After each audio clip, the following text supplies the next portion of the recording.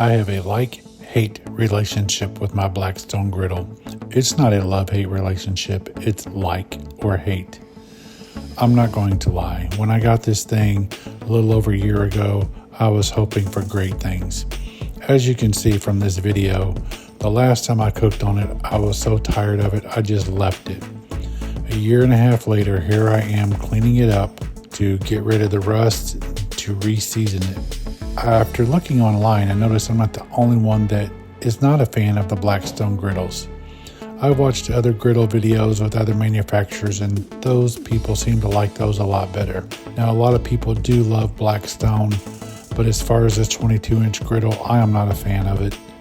It has never heated or cooked consistently, and that could be a user error on my part, I won't lie. But when I got this thing, I expected great things. Instead, I feel that I overpaid for a mediocre product.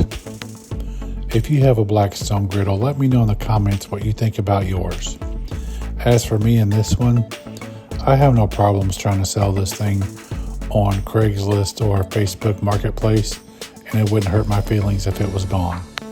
Overall, it's been easy to maintain and clean, but honestly, about 15 months ago, I was so aggravated with it not being able to heat properly, I just didn't even clean it and just threw the lid on it and left it.